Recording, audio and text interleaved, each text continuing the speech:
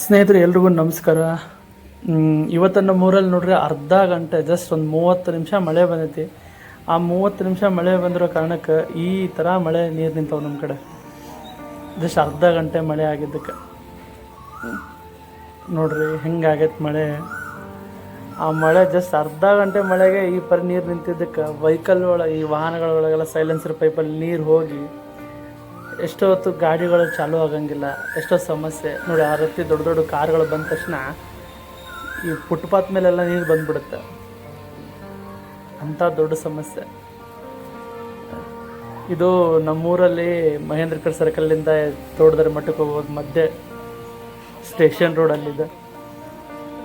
ಅಷ್ಟು ಸಮಸ್ಯೆ ಎಲ್ರಿಗೂ. ಇಲ್ಲಿ ಜನರಿಗೂ, ಸಾಮಾನ್ಯ ಜನರಿಗೆ ತೊಂದರೆ, ಈ ವಾಹನಕಾರರಿಗೂ ತೊಂದರೆ, ಜೊತೆಗೆ ವ್ಯಾಪಾರಸ್ಥರಿಗೂ ಕೂಡ ತೊಂದರೆ. ನೋಡಿ ಈ ರೀತಿ ದೊಡ್ಡ ದೊಡ್ಡ ಕಾರ್ಗಳೆಲ್ಲ ಬಂದು ಫುಟ್ಪಾತ್ ಮೇಲೆ ಯಾವ ರೀತಿ ನೀರು ಬರುತ್ತೆ. ಬರೀ ಅರ್ಧ ಗಂಟೆ ಮಳೆಗೆ. ಇನ್ನೇನಾದರೂ 3 ತಾಸು 4 ತಾಸು ಮಳೆ ಆಯ್ತಂದ್ರೆ ಎಲ್ಲ ಮಳೆ ನೀರು ಅಂಗಡಿ ಒಳಗೆ ನುಗ್ಗುತ್ತೆ. ಅಷ್ಟು ಮಳೆ ಬಂದರೆ ಎಷ್ಟು ತೊಂದರೆ ನೋಡ್ರಿ. ಇದಕ್ಕೆ ಏನು ಹೇಳಬೇಕು ಏನೋ ಗೊತ್ತಿಲ್ಲ. ಏನು ಹೇಳಬೇಕು ಅಂತ ನೀವೇ ಕಮೆಂಟ್ ಮುಖಾಂತರ ತಿಳಿಸಿ.